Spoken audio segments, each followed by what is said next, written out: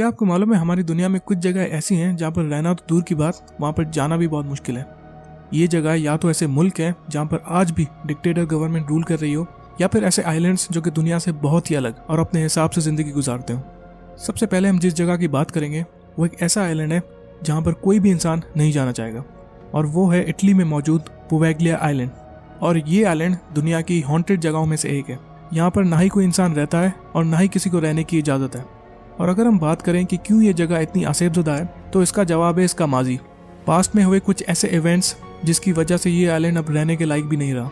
Actually हुआ कुछ यूँ था कि 1346 में होने वाले बुबोनिक प्लेग, जिसको ब्लैक डेथ के नाम से भी जाना जाता है, वो इतना फैल चुका था कि उसको काबू में रखने का कोई रास्ता लोगों को नज़र नहीं आ रहा था। और फिर रोमन्स ने यह फैसला किया कि बीमार और सेहतमंद लोगों को अलग अलग जगहों पर शिफ्ट किया जाए ताकि ये बीमारी मजीद ना फैल सके।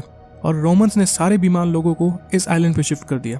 और माना जाता है कि उस बीमारी में मुब्तला तकरीबन 1 लाख लोगों को इस आइलैंड में एक साथ दफना दिया गया, जिसके बाद ये आइलैंड पूरी तरीके से हॉन्टेड हो चुका था। क्योंकि इस प्लेग के ख़त्म होने के बाद भी यहाँ पर ज़्यादा लोग नहीं आते थे, और अगर आते भी थे तो उनके साथ कुछ ऐसे अजीबोगरीब वाक़े पेश आते थे कि वो वहाँ से लौट जाते थे।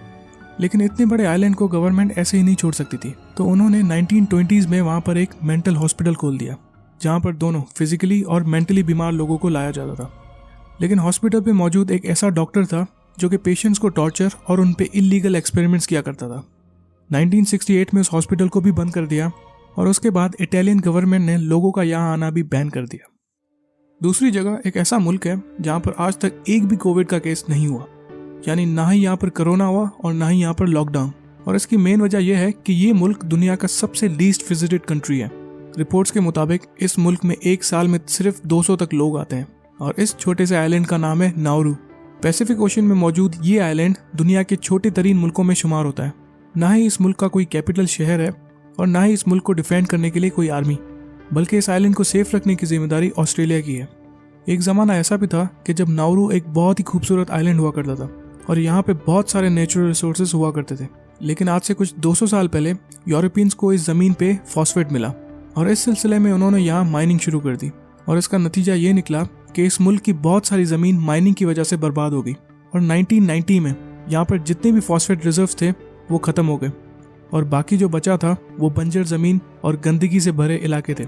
आज ये आइलैंड तकरीबन 80% लाइमस्टोन से कवर है, और माइनिंग की वजह से वहाँ का पानी और साहिल पे मौजूद चट्टानें यानी कि कोरल रीफ्स पूरी तरीके से ख़त्म हो चुकी हैं। तीसरी जगह एक ऐसा आइलैंड है जहाँ पर पुवेग्लिया की तरह ना ही कोई इंसान रहता है और ना ही कोई जाना चाहेगा। और उसकी वजह ये नहीं कि इस आइलैंड पर भी भूत रहते हैं, बल्कि इसकी वजह यह है कि यहाँ पर सांप रहते हैं। इसीलिए इस आइलैंड का नाम द स्नेक आइलैंड है। ब्राज़ील में मौजूद ये स्नेक आइलैंड सांपों से इतना भरा हुआ है कि यहाँ पर हर स्क्वायर मीटर पे आपको 1 से 5 सांप दिखाई देंगे। और इस आइलैंड में सांपों की बहुत सारी स्पीशीज़ रहती हैं, लेकिन एक स्पीशीज़ जो आपको मेनली इसी आइलैंड पे मिलेगी वो है गोल्डन लैंसहेड पिट वाइपर्स। येलो कलर के ये सांप इतने जहरीले हैं कि इनका शुमार दुनिया के खतरनाक तरीन सांपों में होता है। और अगर इस आइलैंड की हिस्ट्री के बारे में बात करें तो आइस एज के बाद ये आइलैंड दूसरे आइलैंड से बिल्कुल अलग हो गया, और पानी की मौजूदगी में ये आइलैंड घने जंगल में तब्दील हो गया, और उसके बाद ये आइलैंड नेचुरली तौर पर सांपों का घर बन गया। इस आइलैंड से रिलेटेड ब्राज़ील में बहुत फेमस किस्से भी सुनने को मिलते हैं, जिसमें से एक बहुत फेमस किस्सा यह है कि इस आइलैंड पर मौजूद एक लाइट हाउस में एक फैमिली रहा करती थी, और एक दिन सोने से पहले वो अपने कमरे की खिड़की बंद करना भूल गए, और जब सुबह हुई तो वो पूरी फैमिली बहुत ही बुरी तरीके से मरी हुई मिली, और उनके कमरे में बहुत सारे सांप घूम रहे थे। इस आइलैंड के सांप दुनिया के बाकी सांपों से काफ़ी ज़्यादा जहरीले हैं, और वजह है उनका खाना। इस आइलैंड के सांपों का ज़्यादातर शिकार परिंदे होते हैं, और अगर उनके जहर ने तेज़ी से अपना काम ना किया तो वो परिंदे भाग जाते हैं। तो ज़िंदा रहने के लिए ये सांप नेचुरली तौर पर इतने जहरीली किस्म में इवॉल्व हो गए।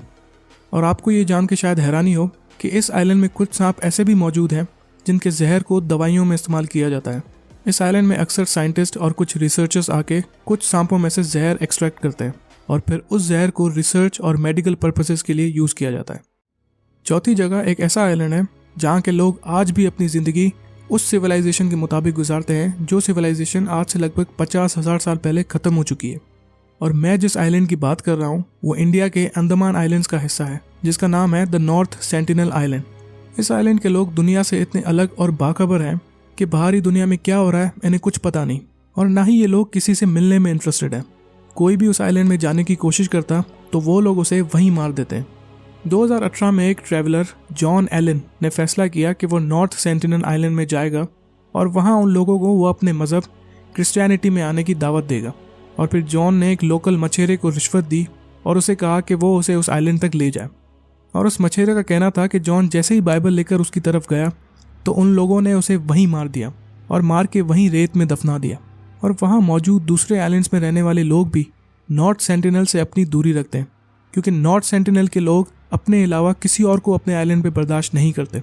लेकिन फिर भी यहाँ पर बहुत सारे लोगों ने आने की कोशिश की है और हर किसी की ख्वाहिश थी कि वो उन लोगों से बात करें और उन्हें दुनिया के बारे में आगाह करें। लेकिन इस कोशिश में कईयों ने अपनी जानें गंवा दी और बाकी भाग निकलने में कामयाब हुए। 1880 में रॉयल नेवी बहुत सारे लोग और हथियार लेकर अपने साथ इस आइलैंड पहुंचे और उनका मकसद ये था कि इस आइलैंड के कुछ लोगों को आइलैंड से बाहर लेकर आया जाए। और उन्होंने उस आइलैंड से 4 बच्चे अपने साथ लिए और उन्हें अंडमान आइलैंड्स ले आए। लेकिन माहौल के बदलने की वजह से वो बच्चे बहुत ही बीमार हो गए और रॉयल नेवी ने डिसाइड किया कि उन बच्चों को वापस अपने आइलैंड में छोड़ दिया जाए। उसी के कुछ टाइम बाद 1991 में इंडियन एंथ्रोपोलॉजिस्ट त्रिलोकनाथ पंडित के बहुत सालों की कोशिशों के बाद फाइनली उनका डायरेक्ट कांटेक्ट हुआ वहाँ के लोगों से। आइलैंड के लोगों ने उनके गिफ्ट्स जिसमें कोकोनट्स और कुछ फ्रूट्स थे उन्हें कबूल किया, लेकिन एक दूसरे की ज़बान न समझने की वजह से इतनी ज़्यादा कम्युनिकेशन हो न सकी। इसी मुलाकात के कुछ अर्से बाद उन्होंने फिर से इस आइलैंड पे जाने की कोशिश की, लेकिन इस बार नॉर्थ सेंटिनल्स ने उन्हें इजाज़त न दी और उन पे हमला करना शुरू कर दिया। और 1996 में इंडियन नेवी ने इस आइलैंड के चारों तरफ एक बफर जोन लगा लिया और अब कोई भी टूरिस्ट या ट्रैवलर इस आइलैंड में दाखिल नहीं हो सकता। 5वीं जगह पे हम बात करेंगे नॉर्थ कोरिया की, और ये मुल्क बाकी मुल्कों से बहुत ही अलग और अपने हिसाब से चलता है और इसकी वजह है इस मुल्क की डिक्टेटर गवर्नमेंट। एक्चुअली 70 साल पहले कोरियन वॉर के ख़त्म होने के बाद कोरिया नॉर्थ और साउथ में बंट गया। साउथ कोरिया जहां आज़ाद और डेमोक्रेटिक मुल्क बना, वहीं नॉर्थ कोरिया एक कम्युनिस्ट स्टेट बन गया जिसने खुद को दुनिया और उनकी पॉलिसी से बिल्कुल अलग कर लिया। नॉर्थ कोरिया में आज भी बहुत सारे लोगों के पास इंटरनेट का एक्सेस नहीं है और जिनके पास इंटरनेट की सहूलत है भी सही तो उनको बस कुछ मखसूस साइट्स पे ही जाने की परमिशन है और आपके हर काम पे गवर्नमेंट की नज़र होती है।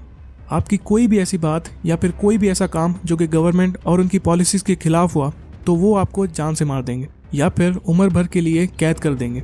नॉर्थ कोरिया की एक बहुत बड़ी पॉपुलेशन गरीब है और वहाँ के लोगों को छोटे छोटे रिसोर्सेज के लिए बहुत ही ज़्यादा मेहनत करनी पड़ती है। कुछ रिपोर्ट्स के मुताबिक 2020 में खाने की शॉर्टेज की वजह से लोगों ने गवर्नमेंट के कहने पर अपने घर के पालतू जानवरों को ज़िबा करके खाना शुरू कर दिया। यहाँ पर ट्रैवल या फिर टूरिज्म बहुत ही ज़्यादा कम है, स्पेशली अगर आप अमेरिका या फिर साउथ कोरिया से बिलोंग करते हो, क्योंकि इन दोनों मुल्कों को नॉर्थ कोरिया अपना दुश्मन मानता है और जो थोड़े बहुत यहाँ पर टूरिस्ट आते भी हैं तो वो सिर्फ चाइना से होते हैं। नॉर्थ कोरिया में अक्सर रोड्स और काफ़ी सारी जगहें आपको खाली नज़र आएंगी क्योंकि लोगों को बाहर घूमने की इजाज़त भी नहीं है। कोरियन वॉर के ख़त्म होने के बाद इस मुल्क से तकरीबन 3 लाख लोगों ने किसी तरीके से भागने की कोशिश की और जो लोग भागने में कामयाब ना हुए उन्हें या तो कैदी बना लिया गया या तो वहीं ऑन स्पॉट मार दिया गया। लेकिन कुछ लोगों के साथ तो और भी बुरा हुआ जब गवर्नमेंट ने उनके बजाय उनकी पूरी फैमिली को ही कत्ल कर दिया।